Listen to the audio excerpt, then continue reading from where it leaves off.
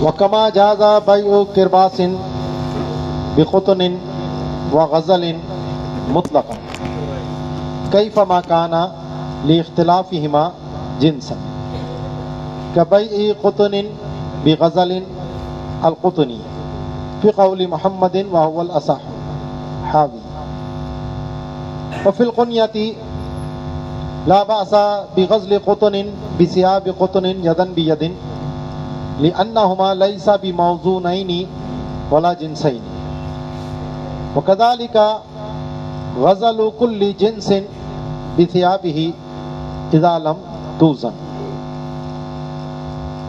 ربا کی ہماری بات چل رہی ہے تو اس میں کہتے ہیں کہ سوتی کپڑے کی بیع کپاس کے بدلے میں یا سوتی دھاگے کے بدلے میں یہ مطلقاً جائز ہے، کیونکہ کپاس سے دھاگا بنتا ہے، دھاگے سے کپڑا بنتا ہے، لیکن اس صنعت کی وجہ سے یہ تینوں چیزیں الگ الگ جنس مانی جاتی ہیں. کپاس الگ ہے، دھاگا الگ جنس ہے، اور کپڑا الگ جنس ہے. اگرچہ کپاس سے دھاگا بنا اور اس دھاگے سے کپڑا بنا، لیکن اس کام کی وجہ سے مقصد بھی مختلف ہو گیا ہے اور نام بھی تینوں کا مختلف ہے. وہ کپڑا کہلاتا ہے، وہ روئی کہلاتی ہے، اور وہ دھاگا کہلاتا ہے. تو اس لیے کہتے ہیں کہ جیسا کہ جائز ہے کرباس یعنی جو سوتی کپڑا ہے، کاٹن جس کو ہم کہتے ہیں، تو اس کی بیع کرنا بقطن روئی کے بدلے میں، وغزل اور دھاگے کے بدلے میں، یہ مطلق جائز ہے جیسے بھی ہو، کیونکہ ان دونوں میں جنس کے اعتبار سے اختلاف پایا جاتا ہے. جیسا کہ روئی کی بیع دھاگے کے بدلے میں کرنا، یعنی جو سوتی دھاگا ہے اور خود کپاس ہے، ان کی آپس میں بیع کرنا بھی جائز ہے امام محمد کے قول پر، اور یہی اصح قول ہے. حاوی قدسی نے یہ بات کہی. اس میں امام ابو یوسف کا اختلاف ہے. امام ابو یوسف کے نزدیک وہ کہتے ہیں کہ جنسیت کا شبہ اس میں موجود ہے، کیونکہ دھاگے کیسے بنتا ہے، اسی روئی کو جب پتلا کر دیا، بٹا جاتا ہے باریک انداز میں، تو وہ دھاگا بن جاتا ہے. تو کہتے ہیں کہ یہ روئی کا ریشہ ہی ہے، اور روئی ریشے ہی کی صورت میں پائی جاتی ہے، تو اس لیے یہاں پر وہ جنسیت کا شبہ موجود ہے. تو آپس میں ان کی بیع جو کی جائے گی پھر وزن کے ساتھ کی جائے گی، تساوی میں، کیونکہ جو کپاس ہے وہ بھی موزونی ہے اور جو دھاگا ہے وہ بھی موزونی ہے. اب ہمارے عرف میں آج دھاگا جو ہے وہ وزن سے بھی ہوتا ہے، اور اس کی کون آتی ہیں وہ عدد سے بھی بکتا ہے، لیکن عام طور پر اس میں وزن کا بھی اعتبار کیا جاتا ہے. جو دھاگے کی گٹیاں یا کون جس کو ہم کہتے ہیں، تو اس میں وزن کے اعتبار سے اس کی کوالٹیاں مختلف ہوتی ہیں. تو امام ابو یوسف نے منع کیا، لیکن امام محمد کے نزدیک کیونکہ اس پہ صنعت کی وجہ سے یہ دھاگا جو بنا ہے یہ ایک الگ جنس بن چکا ہے، اس پہ نام بھی الگ ہے، اس کو کوئی سوت نہیں کہتا، کپاس نہیں کہتا، اس کو دھاگا کہا جاتا ہے. تو اس لیے یہی اصح قول ہے، اور مفتہ بہ قول بھی یہی ہے. قنیہ نے کہا کہ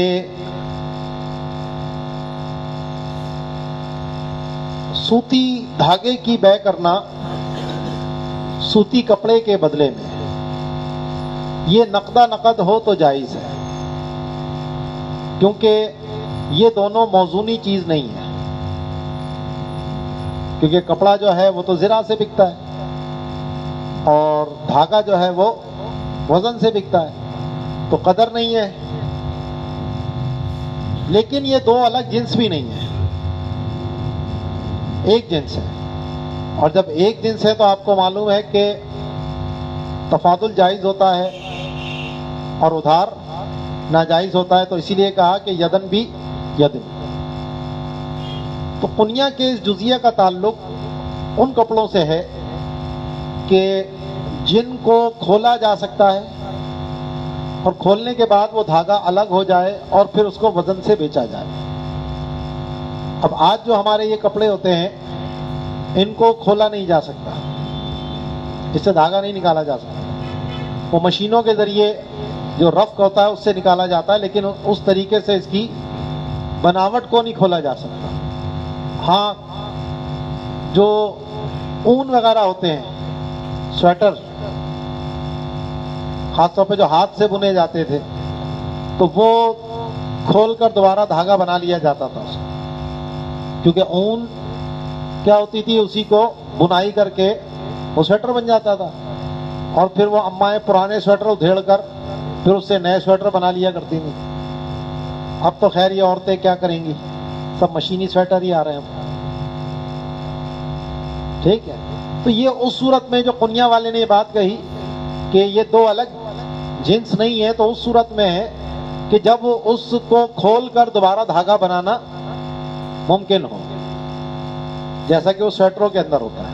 تو جب اون اور سویٹر کی بے اگر آپس میں ہو تو اگرچہ سویٹر بنائی کی وجہ سے وہ الگ جنس ہو چکا ہے، یعنی وہ عدد میں آ گیا، لیکن جنس کہہ رہے ہیں کہ جنسیت کا شبہ اس میں موجود ہے. تو اس لیے ان کی نقدہ نقد بے ہوگی، ادھار بے نہیں ہو سکتی. اور اسی طرح ہر جنس کے دھاگے کا اس کے کپڑے کے بدلے میں، کہ جب وہ وزن سے نہ بیچا جاتا تو ان کی آپس میں بے تفاضل کے ساتھ جائز ہے. اور اگر کھل کے وہ ایک ہی ہو جاتے ہوں تو پھر وہاں یدن بھی یدن ہونا ضروری ہے. اور اگر جنس بھی مختلف ہو، جیسے آج کے سوتی کپڑے اور کپاس کا معاملہ ہے، تو پھر اس میں نسیہ بھی ادھار بھی جائز ہوگا. اگلا مسئلہ ہے وَكَبَيْعِ رَطَبٍ بِرَطَبٍ أَوْ بِتَمَرٍ مُتَمَاثِلًا كَيْلًا لَا وَزَنًا خِلَافًا لِلْعَيْنِ فِي الْحَالِ لَلْمَعَالِ خِلَافًا لَهُمَا فَلَوْ بَاعَ مُجَازَفَةً أَوْ مُوَازَنَةً لَمْ يَجُزْ اتِّفَاقًا. ابن ملک. وَعِنَبٍ بِعِنَبٍ أَوْ بِزَبِيبٍ مُتَمَاثِلًا كَذَلِكَ وَكَذَا كُلُّ ثَمَرَةٍ تَجُفُّ كَتِينٍ وَرُمَّانٍ يُبَاعُ رَطْبُهَا بِرَطْبِهَا وَبِيَابِسِهَا كَبَيْعِ بُرٍّ رَطَبًا أَوْ مَبْلُولًا بِمِثْلِهِ وَبِالْيَابِسِ وَكَذَا بَيْعُ تَمَرٍ أَوْ زَبِيبٍ مَنْقُوعٍ بِمِثْلِهِ أَوْ بِالْيَابِسِ مِنْهُمَا خِلَافًا لِمُحَمَّدٍ زَيْلَعِي. وفي العناية كل تفاوت خلقي كالرطب والتمر والجيد والردي فهو ساقط الاعتبار. وكذا وكل تفاوت بصنع العباد كالحنطة بالدقيق والحنطة المقلية بغيرها يفسد كما سيجي. اب بعض پھل ایسے ہیں کہ جو تر حالت میں ہوں تو جگہ زیادہ گھیرتے ہیں، اور پھر وہی خشک بھی بیچے جاتے ہیں تو خشک ہونے کی وجہ سے وہ جگہ کم گھیریں گے. جیسا کہ کھجور اور چھوارا. چھوارے سے مراد یہ ہمارا والا چھوارا نہیں ہے، خشک کھجور مراد ہے. یہ پہلے بھی میں بات آپ کو بتا چکا ہوں کہ ایک ہوتی ہے تازہ کھجور جس میں نمی زیادہ ہوتی ہے، اور پھر وہی نمی خشک ہو جاتی ہے، جیسا کہ سعودی عرب سے عام طور پر یہ جو اجوا کھجور آتی ہے یہ اصل تمر ہے. ٹھیک ہے. تو اب تر کھجور اور خشک کھجور، اب کیونکہ کھجور آپ کو پتا ہے کیلی چیز ہے، تو کیل میں ظاہر ہے جو تر کھجور ہے اس کے دانے کم آئیں گے، اور جو خشک کھجور ہے اس میں دانے اس کے زیادہ آئیں گے. تو ان کی آپس میں بے امام اعظم کے نزدیک جائز ہے. اور جس وقت بے ہو رہی ہے اس وقت کیل میں تساوی دیکھی جائے گی. ٹھیک ہے. اس میں امام عینی نے علامہ عینی نے کہا کہ معال کے اعتبار سے دیکھا جائے گا، یعنی خشک ہونے کے بعد وہ جو تر کھجوریں اگر سکھائی جائیں تو وہ کتنی جگہ گھیریں گی اس اعتبار سے دیکھا جائے گا. تو یہ ان کا سبق قلم تھا، وہ کوئی اختلاف نہیں تھا، وہ حال کی جگہ لفظ معال آ گیا. تو جس وقت بے ہو رہی ہے اس وقت تساوی دیکھی جائے گی کہ اگر وہ کیل میں برابر ہیں تو یہ بے جائز ہے. کیونکہ یہاں جو قدرتی طور پر جو اس میں کمی آ رہی ہے اس کا کوئی اعتبار نہیں ہے، وہ ساقط الاعتبار ہے. جبکہ صاحبین اس بے کو منع کرتے ہیں اور ائمہ ثلاثہ بھی اس کو منع کرتے ہیں. وہ کہتے ہیں کیونکہ یہاں پر تساوی ہو نہیں سکتی، جو خشک کھجوریں ہیں وہ تعداد میں زیادہ آئیں گی، جو تر کھجوریں ہیں وہ تعداد میں کم آئیں گی، برابری یہاں ہو نہیں سکتی، اس لیے وہ اس بے کو منع کرتے ہیں. امام صاحب اس کی اجازت دیتے ہیں. وہ کہتے ہیں جناب یہ جو قدرتی طور پر اس کے اندر اس طرح کی تبدیلی ہو تر اور خشک والی تو وہ ساقط الاعتبار ہوتی ہے، اس کا اعتبار نہیں کیا جا سکتا، جیسے کہ جید اور ردی کا اعتبار ساقط ہوتا ہے. تو اس میں پھر موجودہ وقت میں کیل سے دیکھیں گے، برابری ہو گئی تو ٹھیک ہے، جائز ہے. ٹھیک ہے جی. اور اگر اندازے سے بیچی، کیل کر کے برابری نہیں کی یا وزن کر کے برابری کی تو پھر یہ جائز نہیں ہے. کیونکہ آپ کو معلوم ہے کہ کھجور جو ہے وہ نص اس پر وارد ہے تو یہ ہمیشہ کیا رہے گی؟ کیلی رہے گی. اسی طریقے سے انگور اور کشمش کا معاملہ ہے. تو انگور کی بے انگور کے ساتھ کی جائے یا انگور کی بے کشمش کے ساتھ کی جائے تو آپ کو پتا ہے یہ انگور بھی ہمارے یہاں موزونی ہے اور کشمش بھی موزونی ہے. تو اگر ان کی آپس میں بے ہوگی تو یہ وزن کے اعتبار سے برابری دونوں میں ہونی چاہیے. اب ظاہر ہے کہ کشمش سوکھ گئی ہے تو اس کے تو بہت سارے دانے چڑھیں گے بمقابلہ انگور کے، تو اس سے کوئی فرق نہیں پڑتا، دونوں وزن میں برابری ہے تو یہ بے جائز ہے. اسی طریقے سے ہر وہ پھل جو خشک ہو کر بھی بیچا جاتا ہے، جیسا کہ انجیر ہے، تازی انجیر بھی بکتی ہے اور خشک انگور انجیر بھی بکتی ہے. ہمارے یہاں تو زیادہ تر یہ خشک ہی بکتی ہے، لیکن جہاں یہ پیداوار ہوتی ہے تو وہاں تازی بھی فروخت ہوتی ہے اور بہت ذائقے دار پھل ہے یہ. ہم جو یہ سوکھی بھی کھاتے ہیں تو اس میں وہ ٹیسٹ ہمیں اتنا نہیں آتا، لیکن جو تازی انجیر ہے وہ بہت مزے کی ہوتی ہے. میں نے طائف کے اندر کھائی تھی، جو طائف کی مقامی پیدا ہوتی ہے، چھوٹے سائز کی تھی، اتنی بڑی، کالے رنگ کی، اور اتنی میٹھی اور اس کا اتنا زبردست ذائقہ کہ مجھے پتہ لگا یہ جنت کا پھل کیوں ہے. بہت مزیدار. ایک آتی ہے فارمی انجیر، وہ اتنی بڑی بڑی ہوتی ہے، اس میں اتنا ذائقہ نہیں ہوگا، وہ مٹھاس اسی میں. لیکن جو وہاں کی مقامی تھی وہ اتنی چھوٹی سی تھی جیسے ایک بڑے سائز کا بیر ہوتا ہے، اور کالی بالکل، وہ بہت مزے کی. میں نے دونوں خریدی تھی. تو جو بڑی والے سائز کی تھی وہ بھی 1 کلو لی، وہ بھی 1 کلو لی. وہ کلو بڑی مشکل سے بچوں کو زبردستی کھلائی، چلو بھی کھاؤ، یہ بھی کھاؤ، اور وہ والی یوں چٹپٹ ہو گئی. تو انجیر کی بے خشک اور تازہ اب دونوں کلو کے ساتھ بکتی ہیں ہمارے یہاں، تازی بھی اور خشک بھی. تو وزن سے برابری اگر آپس میں بے کی جائے گی تو وزن سے برابری ضروری ہوگی. ایسے ہی رمان، انار، تو انار کو اس کے دانے نکال کر خشک کر دیے جاتے ہیں، جس کو انار دانہ کہتے ہیں ہمارے یہاں، کھانوں وغیرہ میں بھی ڈلتا ہے. تو اب اس کی اگر آپس میں بے ہوگی کہ ادھر تازہ انار کے دانے ہو، ادھر خشک انار کے دانے ہو، تو ان کی آپس میں کیا ہوگی؟ وزن کے ساتھ برابری. تو اس کو رطب کے ساتھ بیچا جائے یا خشک کے ساتھ بیچا جائے تو یہ تساوی اگر ہے وزن سے تو یہ بے بھی جائز ہے. جیسا کہ تر گندم کی بے،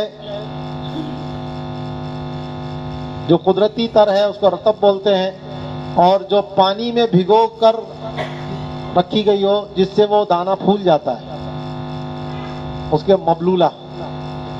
تو عام طور پہ جو گندم پائی جاتی ہے یہ خشک حالت میں ہوتی ہے.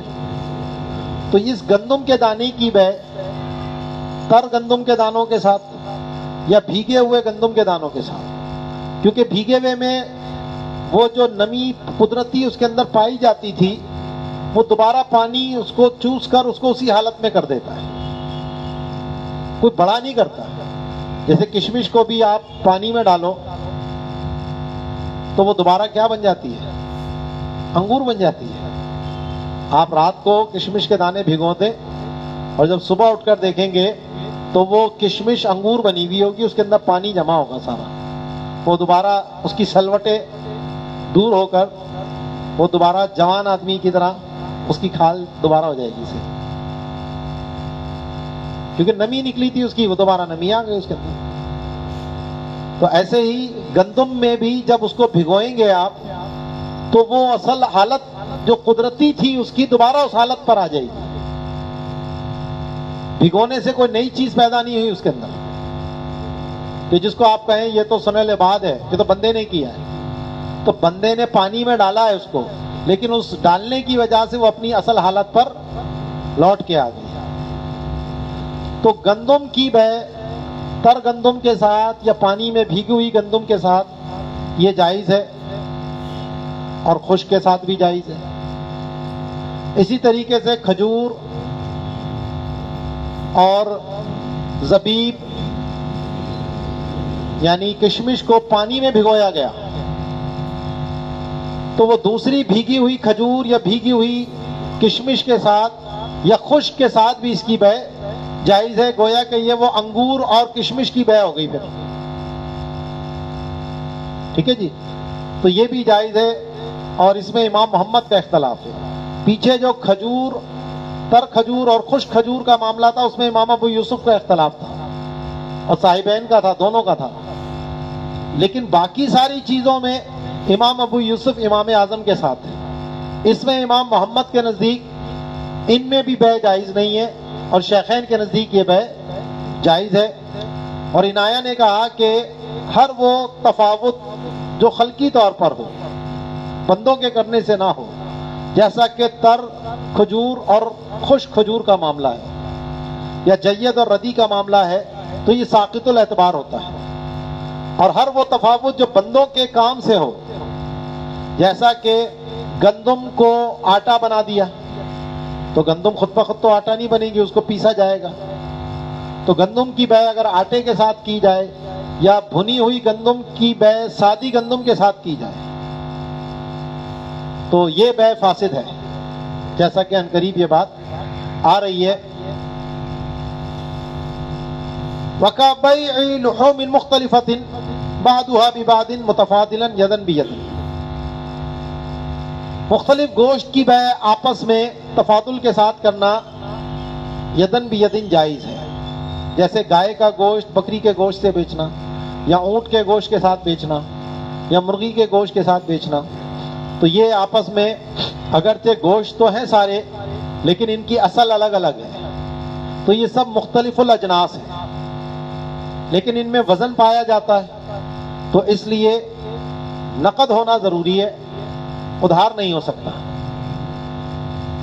وَلَبَنِ بَقَرٍ وَغَنَمٍ وَخِلِّ دَقَلٍ بفتحتين ردي التمر وخصه باعتبار العادة بخل عنب وشحم بطن بألية بالفتح ما يسميه العوام ليا او لحم. تو گائے کے دودھ کی بے اور بکری کے دودھ کی بے یہ بھی آپس میں تفاضل کے ساتھ جائز ہے، کیونکہ اگرچہ دونوں دودھ ہیں لیکن دونوں کی اصل مختلف ہے، تو یہ بھی مختلف الاجناس ہے. اسی طرح بھینس کا دودھ الگ سمجھا جاتا ہے اور گائے کا دودھ الگ سمجھا جاتا ہے. ایسے ہی کھجور کے سرکے کی بے انگور کے سرکے کے ساتھ کرنا ہے. تو سرکے تو دونوں ہیں لیکن دونوں کی اصل الگ الگ ہے، وہ کھجور سے بنایا گیا ہے اور وہ انگور سے بنایا گیا ہے، تو اس لیے یہ بھی مختلف الاجناس ہیں، ان کی آپس میں بے بھی تفاضل کے ساتھ جائز ہے. اور انہوں نے جو دقل کہا تو دقل کہتے ہیں ردی کھجور کو، اور عام طور پہ کیونکہ ردی کھجور سے سرکہ بنایا جاتا تھا اس لیے خل دقل کا ذکر کیا، ورنہ اگر اچھی کھجور کا بھی بناؤ تب بھی بات ایک ہی ہے. اسی طریقے سے جو پیٹ کی چربی ہے اس کی بے کرنا دمبے کے چکی کے ساتھ، چربی دونوں ہیں لیکن چکی کی چربی الگ سمجھی جاتی ہے اور پیٹ کی چربی الگ سمجھی جاتی ہے. یہ دونوں الگ الگ جنس ہیں، مقصود مختلف ہے. دمبا سمجھتے ہو نا، دمبے کے جو دم ہوتی ہے اس کے پیچھے وہ بھاری سا ایک لٹکا ہوا ہوتا ہے. بھیڑ کے اندر عام طور پہ نہیں ہوتا، دمبے میں ہوتا ہے، یا جو افغانستان کی جو بھیڑیں آتی ہیں ان کے اندر پیچھے ہوتا ہے. ٹھیک ہے، اس کو چکی بولتے ہیں ہماری اردو زبان میں. آپ لوگ کیا بولتے ہیں؟ چکلی. ٹھیک ہے، تو اب پیٹ کی چربی کی بے کرنا اس چکلی یا چکی کی چربی کے ساتھ جائز ہے، کیونکہ دونوں کیا ہیں؟ الگ الگ جنس ہیں. ایسے ہی چربی کی بے کرنا گوشت کے ساتھ، بھلے اسی جانور کا ہے، گائے کی چربی ہے اور گائے کا گوشت ہے، تو یہ بھی الگ الگ جنس ہے، ان کی بے بھی تفاضل کے ساتھ جائز ہے. وخبز ولو من بر ببر او دقیق ولو منہ. ایسے ہی روٹی کی بے، جو گندم کی روٹی ہے اس کی بے گندم کے ساتھ کرنا جائز ہے. اسی طرح گندم کے آٹے کے ساتھ کرنا بھی جائز ہے. کیوں؟ کیونکہ گندم کو پیسا گیا، آٹا بنا، پھر اس آٹے کو گوندا گیا، عجین بنا، پھر اس کو پکایا گیا تو خبز بنی. تو خبز اس پہ کام ہوا ہے، خود بخود نہیں ہو گئی یہ روٹی، تو اس کام کی وجہ سے یہ الگ جنس ہو گئی ہے، اور گندم یا آٹا الگ جنس ہے، اگرچہ بنی اسی سے ہے. ٹھیک ہے، تو ان کی آپس میں بے بھی جائز ہے تفاضل کے ساتھ. وزیت مطبوخ بغیر المطبوخ وطحن مرب بالبنفسجی بغیر المربی منہ متفاضلا او وزنا کیف کان لاختلاف اجناسها فلو اتحد لم يجوز متفاضلا الا في لحم الطير لانه لا يوزن عادة حتى لو وزن لم يجوز ذیل. تو کہتے ہیں ایسے ہی پکے ہوئے تیل کی بے بغیر پکے ہوئے کے ساتھ. یہاں پکے ہوئے سے مراد یہ ہے کہ اس میں خوشبو وغیرہ کوئی ڈال کر اس کو خوشبو اس کے اندر بسائی گئی ہو.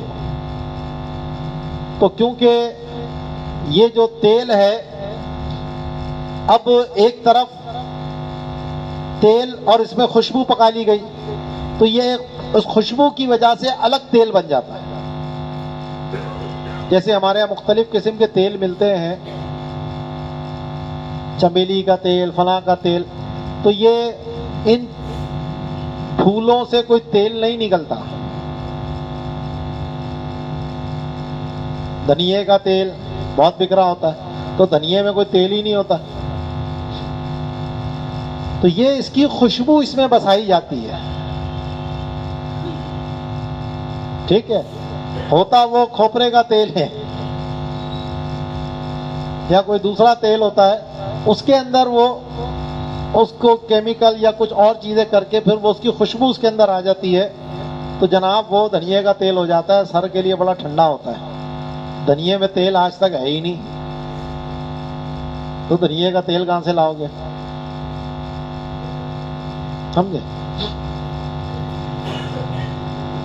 یا استعمالی اگر ہم کہیں تو جو یہ پک پک کے یہ بھی بعض اوقات بکھرا ہوتا ہے, تو یہ ظاہر ہے کہ عام جو ریفائن تیل ہمارا ہوتا ہے پکانے کا, یہ اس طرح کا کوالٹی کا نہیں ہوتا. تو اس اعتبار سے بھی یہ دونوں الگ الگ جنسیں مانی جاتی ہیں, تو اس کو اس پہ بھی معمول کر سکتے ہیں. تو زیت مطبوخ جو پکا ہوا تیل ہے اس کی بے کرنا غیر مطبوخ کے ساتھ, کیونکہ یہ بھی علیحدہ جنس ہو گئی. اور اسی طرح وہ تیل کہ جس میں بنفشہ کی خوشبو بسائی گئی ہو, وہی جو پھول ڈال کر اس میں خوشبو بسائی جاتی ہے, تو اس کی بے بھی غیر مربی کے ساتھ جائز ہے, کیونکہ یہ بھی الگ الگ جنس ہو گئے ہیں. اس خوشبو کی وجہ سے وہ ایک الگ جنس مانا جاتا ہے. تو ان کی بے آپس میں تفاضل یا وزن کے ساتھ جائز ہے, کیونکہ اس کے اجناس مختلف ہیں. اور اگر جنس ایک ہو تو پھر یہ تفاضل کے ساتھ جائز نہیں ہوں گے. یہ پیچھے گوشت والا مسئلہ آ رہا ہے, سوائے پرندوں کے گوشت کے,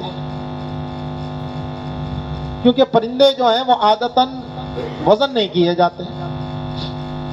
جیسے یہ مرغابی وغیرہ ہیں تو یہ عدد سے بکتی ہیں, یا دیسی مرغا ہے عدد سے بکتا ہے, اس میں وزن کا اعتبار نہیں ہوتا. تو اگر دیسی مرغے کا گوشت ہے اور دیسی مرغا ہے تو یہ ان کی آپس میں بے, ایک میں گوشت زیادہ ہے ایک میں گوشت کم ہے, تو کیونکہ یہ موزونی نہیں ہے تو یہ تفاضل اس میں جائز ہوگا. حتی لو زنا, ہاں اگر وہ موزونی ہو, جیسے ہمارے برائلر مرغی ہے, یہ تول کر بکتی ہے, اس کا گوشت بھی تول کر بکتا ہے اور اس کا زندہ بھی لیں گے تو آپ یہ تول کر ملتی ہے, تو پھر یہ جائز نہیں ہوگا کیونکہ موزونی پایا جا رہا ہے اور جنس بھی ایک ہے. وفی الفتح لحم الدجاج والاوز وزنی فی عادت مصر وفی النہر لعلہ فی زمانہ اما فی زماننا فلا. تو فتح القدیر میں کہا کہ مرغی کا گوشت اور بطخ کا گوشت وہ ہمارے عرف میں مصر کی عادت میں وہ موزونی ہے.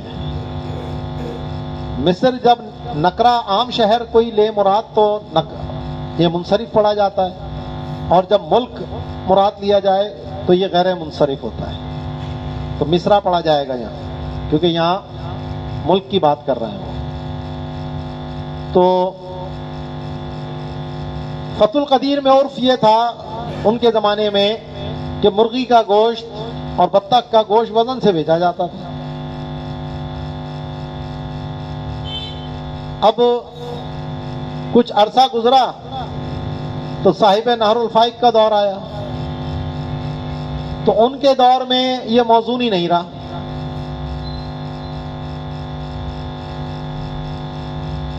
تو وہ کہتے ہیں ان کے زمانے میں ہوگا, ہمارے زمانے میں تو نہیں ہے. اب ہمارے زمانے میں کیا ہے, پھر موزون ہی ہو گیا. مرغی کا گوشت آج کیسے بکتا ہے؟ وزن سے بکتا ہے. تو دیکھو ایک عرف تھا پھر ختم ہوا پھر دوبارہ ہو گیا. تو ہر ایک کا اپنے عرف کا اعتبار ہے. یہ چیز میں آپ کو بار بار سمجھانے کی کوشش کرتا ہوں کہ کتاب میں جو لکھا ہے ضروری نہیں ہے کہ آپ آنکھ بند کر کے اس کو کہیں ایسا ہے. تو صاحب نہر کہتے ہیں ان کے زمانے میں ہوگا, ہمارے زمانے میں تو یہ ہے. اور ہم پھر صاحب نہر کو کہتے ہیں آپ کے زمانے میں ہوگا, ہمارے زمانے میں تو وہی ہے بھائی. ٹھیک ہے جی. والحاصل ان الاختلاف باختلاف الاصل او المقصود او بتبدل الصفات فلیحفظ, کہ بھئی اختلاف جنس جو ہے یا تو اصل بدل جائے تو جنسیں مختلف ہو جاتی ہیں, یا مقصود بدل جائے تو جنس مختلف ہو جاتی ہے. جیسے کچے آم اور آم کی میں نے مثال دی تھی، یا خشک کھجور اور کچی کھجور اور پکی ہوئی کھجور کی مثال دی، یا صفت تبدیل ہو جائے، جیسا کہ گندم کی روٹی اور گندم، ٹھیک ہے جی، تو صنعت سے اس کی صفت تبدیل ہو گئی۔ وجاز الاخیر لو الخبز نسیۃ، اب گندم کی روٹی کی بیع اور گندم کے آٹے یا گندم کے ساتھ جائز ہے، تو کہتے ہیں کہ یہ مطلقاً جائز ہے، ولو الخبز نسیۃ، چاہے روٹیاں ادھار ہی کیوں نہ ہو، یعنی روٹیوں کی بیع سلم کی جا سکتی ہے کہ گندم پہلے دے دی اور بعد میں اس سے روٹیاں لی، تو گندم جو ہے وہ کیا بنی، سمن بنا، اور روٹیاں جو ہیں وہ مبی بنی، تو یہ جائز ہے، ٹھیک ہے جی، امام صاحب کے نزدیک نہیں، امام ابو یوسف کے نزدیک، اور طرفین اس کو منع کرتے ہیں۔ امام صاحب روٹیوں میں کہتے ہیں بھائی روٹی جو ہے وہ کوئی چھوٹی ہوتی ہے، کوئی بڑی ہوتی ہے، کوئی کچی ہوتی ہے، کوئی پکی ہوتی ہے، کوئی نیا تندور ہے، کوئی پرانا تندور ہے، کوئی پکانے والا کیسا ہے، زیادہ پکا دی کم پکا دی، تو اس میں تفاوت بہت زیادہ ہے، اس لیے اس کو ذمے پر نہیں لیا جا سکتا، امام صاحب مطلقاً منع کرتے ہیں۔ اور امام ابو یوسف کہتے ہیں کہ بھائی یہ اس طرح کا تفاوت ہے، لیکن یہ نظر انداز کر دیا جاتا ہے، لوگ اس پہ توجہ اتنا ہو جاتے ہیں، روٹی لیتے ہیں، لے کر آ جاتے ہیں، لینا دینا چلتا رہتا ہے، عدد سے بھی ہوتا ہے، وزن سے بھی ہوتا ہے، ٹھیک ہے نا، شادی بیاہ میں جو ہمارے روٹیاں ہوتی ہیں وہ وزن سے پکتی ہیں، 1 کلو 1 من آٹے کی روٹیاں، ٹھیک ہے، اسی طرح پنجاب میں آپ کے بکتی ہیں تو وہ 100 گرام کی روٹی ہونی چاہیے، پیڑا جو ہے وہ اتنا وزنی ہونا چاہیے، اس سے ہلکا ہوگا تو قانوناً جرم ہے، لیکن بنتی روٹی ہے۔ اب چاہے آپ اس کو چھوٹا کر کے بنا لو چاہے بڑا کر کے بنا لو، 100 گرام کی روٹی 100 گرام ہی کی رہے گی، جیسے وہ افغانی روٹی ہوتی ہے یوں کر کے کشتی بنا دیتے ہیں،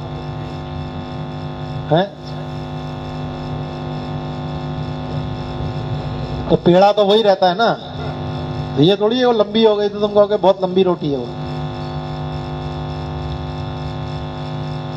تو یہ دونوں صورتیں جائز ہیں، گندم دے کر روٹی بعد میں لینا یا روٹیاں دے کر گندم بعد میں لینا، دونوں صورتیں جائز ہیں، اسی پہ فتویٰ ہے۔ اذا اتی بشرائط السلم لحاجت الناس، یہ جواز اس صورت میں جب سلم کی تمام شرائط پوری کی جائیں، کیونکہ اس میں لوگوں کی حاجت ہے۔ والاحوط المنع، لیکن بہتر یہ ہے، احتیاط اس میں ہے کہ اس میں منع کیا جائے، یہ کام نہ کیا جائے، کیوں؟ اذ قل ما يقبض من جنس ما سما، کہ بہت کم ایسا ہوتا ہے کہ جو طے کیا ہے اس کی جنس پر قبضہ ہو۔ روٹیوں میں چھوٹا موٹا معاملہ گڑبڑ ہوتی رہتی ہے، اور بیع سلم کی شرائط بہت سخت ہے، اس میں جو مبی ہے اس میں تبدیلی نہیں کر سکتے آپ، تو اس کا پھر ہیلا کیا ہے؟ تو اس کا ہیلا یہ بیان کیا کہ بیع سلم میں تو روٹیاں مبی بن رہی تھی، مبی میں تبدیلی نہیں ہو سکتی، بیع سلم کی شرائط مختلف ہیں، تو اس کو کیا کرو، روٹیوں کو سمن بنا لو، سمن میں تھوڑی رعایت مل جاتی ہے جو بیع سلم میں نہیں ملتی، تو اس کا طریقہ کیا ہے؟ مثال کے طور پر اپنی کوئی انگوٹھی جو ہے وہ روٹیوں کی مقدار کے بدلے میں جتنی مقدار میں اس کو چاہیے اتنے کے اندر بیچ دے، یعنی روٹیوں کو بنائے سمن اور انگوٹھی کو بنائے مبی، انگوٹھی بیچے کس کو؟ نان بائی سے، کہ بھئی میری یہ انگوٹھی تو خرید لے اتنی روٹیوں کے بدلے میں، جتنی روٹیاں اس کو چاہیے تھی، ٹھیک ہے جی، تو کیا ہو جائے گا؟ روٹیاں ذمے پر آ گئیں، سمن بن گئیں، انگوٹھی اس کے حوالے کرے،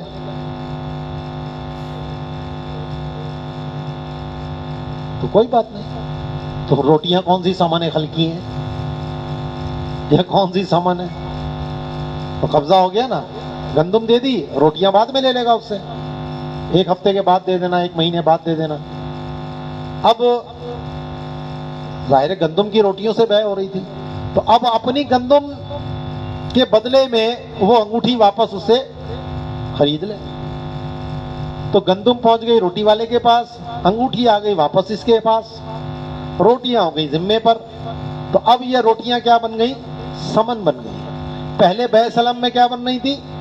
مبی بن رہی تھی. تو بیع سلم کی شرائط ذرا سخت ہے, تو اس لیے انہوں نے کہا کہ یہ ہیلا کر لے اگر مجبوراً پھنسنا پڑ رہا ہے. ویسے تو اس سے بچنا چاہیے, لیکن اگر کرنا پڑ رہا ہے تو پھر اس طرح کرنا ہے. تو فرماتے ہیں وفی القحطانی معزیا للخزانہ الاحسن ان یبیع خاتما مثلا من الخباز بقدر ما يريد من الخبز ويجعل الخبز الموصوف بصفة معلومة ثمنا حتى يصير دينا في ذمة الخباز ويسلم الخاتم ثم يشتري الخاتم بالبر. ٹھیک ہے جی.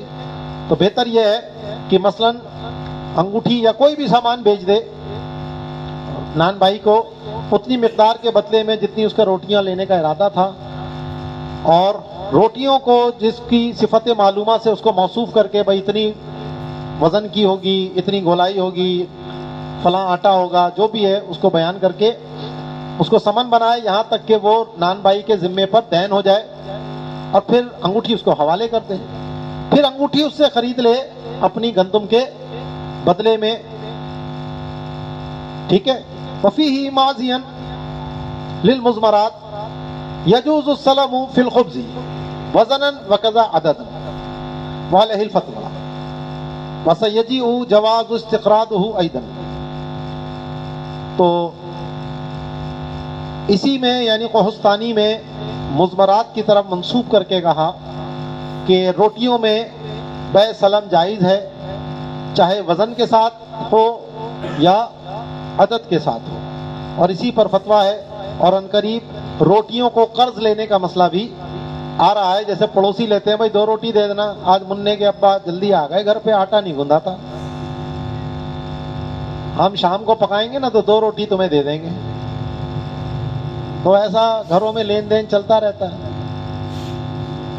پڑوسن کبھی آ جاتی ہے مانگنے, وہ دے دیتے ہیں, پھر وہ واپس دے دیتی ہے. تو اب اس میں ظاہر ہے کسی گھر کی روٹی بھاری ہوتی ہے, کسی گھر کی روٹی ہلکی ہوتی ہے, کسی کی سائز میں بڑی ہوتی ہے, کسی کی سائز میں چھوٹی ہوتی ہے, کوئی موٹی روٹی بناتی ہے, کوئی پتلی روٹی بناتی ہے. ٹھیک ہے. لیکن یہ ان چیزوں کا کوئی اعتبار نہیں کرتا, پڑوسی اس کو شمار نہیں کرتے. فجاز بیع اللبن بالجبن لاختلاف المقاصد والاسم. اب دودھ کی بیع پنیر کے ساتھ کرنا یا دہی کے ساتھ کرنا جائز ہے, کیونکہ نام بھی الگ ہے اور کام بھی الگ ہے. پنیر کا کام الگ ہے, دودھ کا کام الگ ہے, نام بھی الگ ہے. لا يجوز بيع البر بدقيق او سويق هو المجروش ولا بيع دقيق بسويق مطلقا ولو متساويا لعدم المسوي فيحرم لشبهة الربا خلافا لهما. اما بيع الدقيق بالدقيق متساويا كيلا اذا كان مكبوسين فجائز اتفاقا ابن مالك كبيع سويق بسويق وحنطة مقلية بمقلية واما المقلية بغيرها ففاسد كما مر. اب کہتے ہیں کہ گندم کی بیع آٹے کے ساتھ کرنا یہ جائز نہیں ہے مطلق. وجہ یہ ہے کہ گندم مکیلی ہے اور آٹا جب پس جائے گا تو وہ باریک باریک ہو جائے گا, وہ جگہ زیادہ گھیرتا ہے آٹا. گندم کم جگہ گھیرتی ہے, 5 کلو گندم اتنی ہو جائے گی, لیکن وہی 5 کلو آٹا اتنا ہو جاتا ہے. آپ اس کو جتنا بھی ٹھوسیں وہ جگہ زیادہ گھیرتا ہے, کیونکہ باریک باریک اس کے ذرات ہو جاتے ہیں, پھیل جاتے ہیں. تو ان میں تساوی ہو نہیں سکتی. ہے کیلی، اب آپ کہیں وزن سے تساوی کر لیں، 5 کلو وزن تو 5 کلو وزن اتنا ہی رہتا ہے. تو وزن سے برابری ہو نہیں سکتی، کیل سے برابری چاہیے اور کیل سے برابری ہو نہیں سکتی. تو اس لیے گندم کی اور اس کے آٹے کی بے آپس میں جائز نہیں ہے. اسی طرح گندم کی بے ستو کے ساتھ. ستو کیا ہوتا ہے کہ پہلے گندم کو بھونا جاتا ہے، پھر اس کو پیس لیا جاتا ہے، تو یہ اس کا ستو بن جاتا ہے. تو بھنا ہوا ہوتا ہے تو اس لیے ستو کو پانی میں گھول کے بھی پی جاتے ہیں. لیکن آپ کچا آٹا گھول کے پیے ہیں، آپ کو پتہ لگ جائے گا.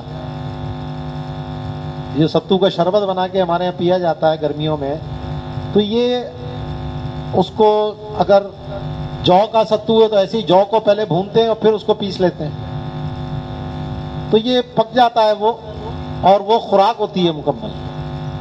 اس لیے بعض بزرگ جو ہیں وہ تو روٹی کھاتے ہی نہیں تھے، ستو ہی پی کے گزارا کرتے تھے. ہم تو یہ شربت کے طور پہ پی رہے ہوتے ہیں نا، تفریح کے طور پر، چل بھائی گرمی لگ رہی ہے پی لیتے ہیں. تو یہ خوراک ہے یہ بھائی.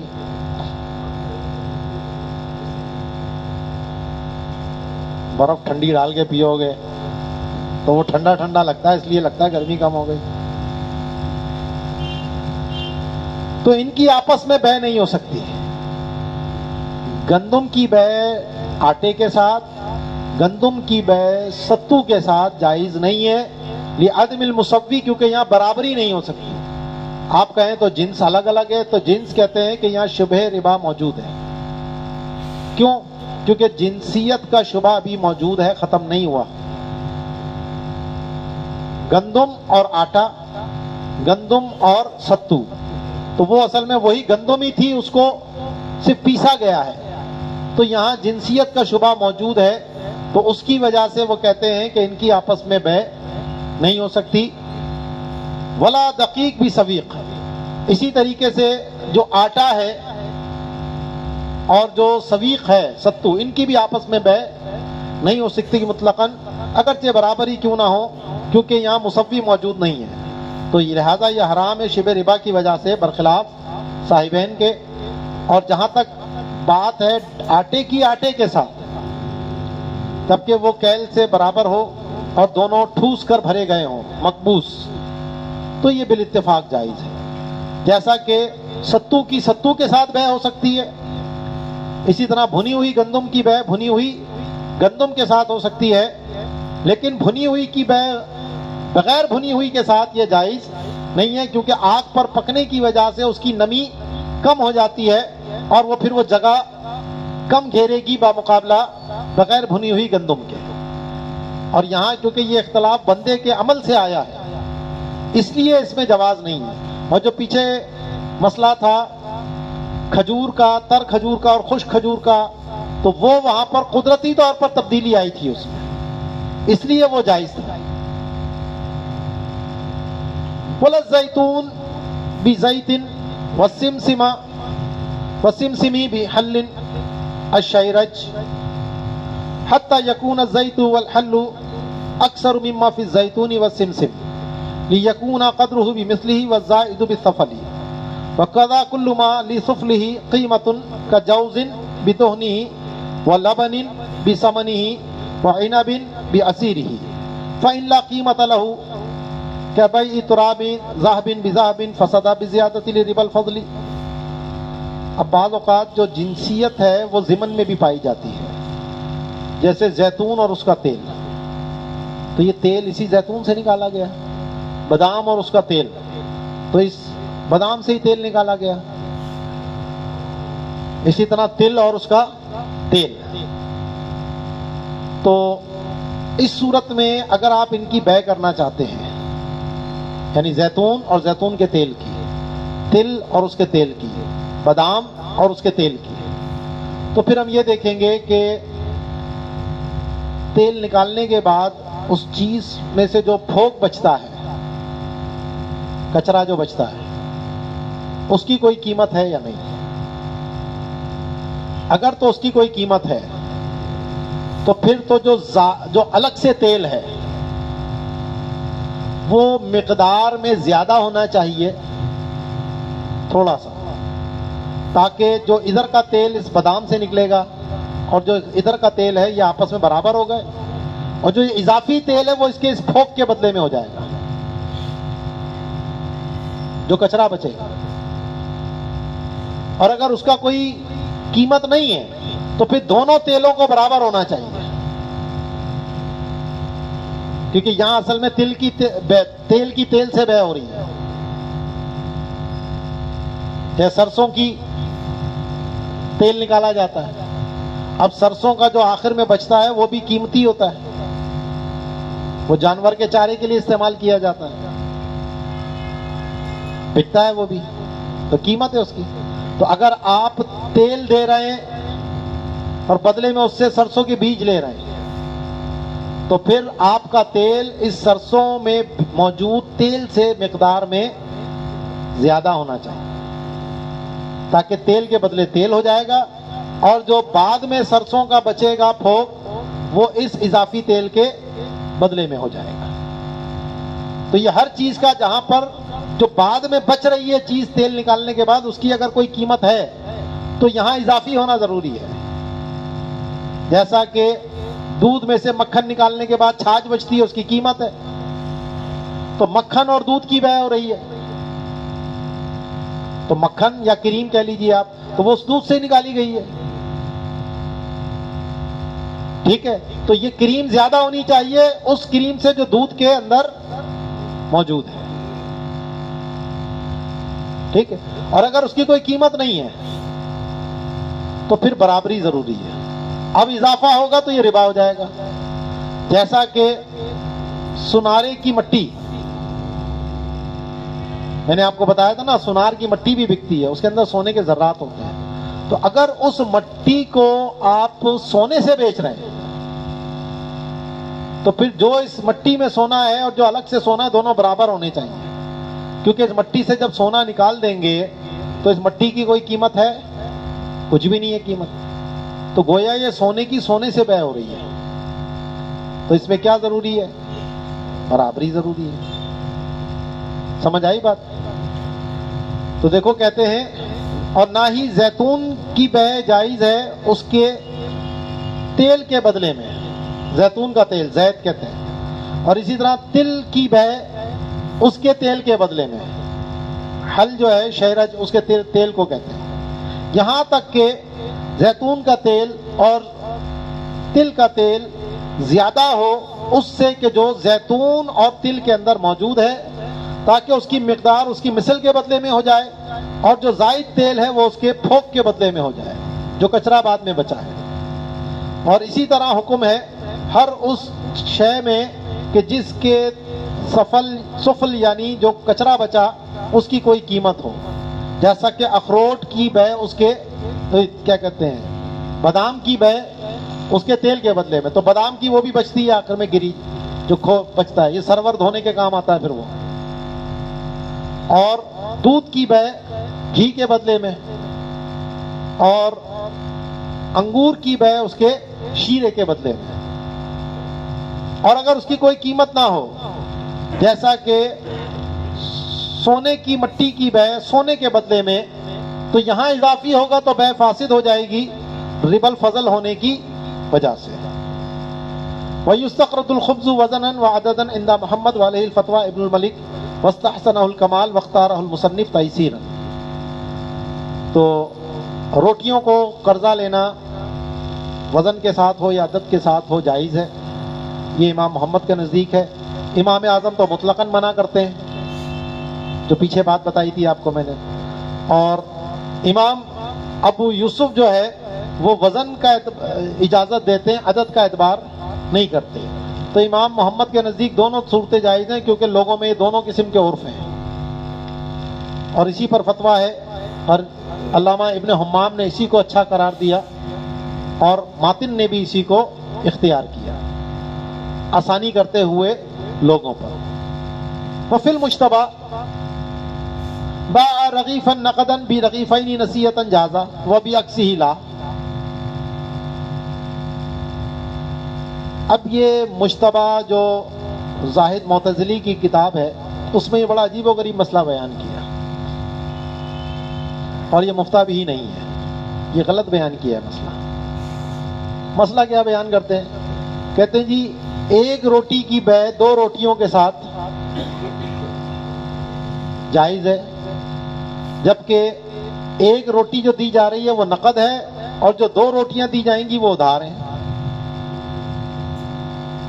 میں ایک روٹی آپ کو دے رہا ہوں ابھی اور بدلے میں آپ سے دو روٹیاں لوں گا جو آپ کل دیں گے مجھے، تو کہتے ہیں جائز ہے۔ اور اگر اس کا عکس ہو جائے کہ میں دو روٹیاں ابھی دے رہا ہوں اور آپ سے بدلے میں ایک روٹی بعد میں لوں گا تو یہ ناجائز ہے۔ تو جناب علی بعض نے اس کے اندر تھوڑا سا کہ بھائی اس کا مطلب یوں ہے، لیکن سیدھا سیدھا مسئلہ ہے، جب جنس ایک ہو بھلے قدر نہ پائی جائے تو ادھار تو ویسے ہی حرام ہو جاتا ہے۔ تو چاہے ایک روٹی نقد دی جائے یا دو روٹیاں نقد دی جائیں، بات تو وہی ہے، فرق کیا ہے مسئلے میں؟ اصل ناجائز کیوں ہو رہا ہے ادھار؟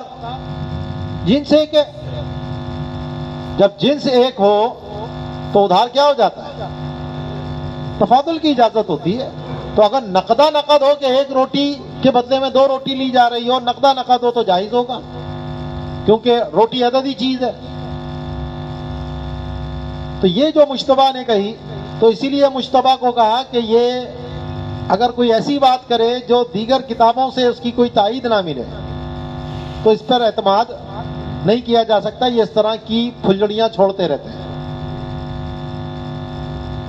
ٹھیک ہے، تو فقہ حنفی میں ان کو اعتبار نہیں کیا گیا، اس لیے ایک تو ویسے ہی معتزلی، ٹھیک ہے، اور پھر فقہ حنفی میں اس طرح کی شرلیاں انہوں نے بہت ساری چھوڑی ہیں اور بہت سے مسائل کھڑے ہوئے ہیں اس کی وجہ سے۔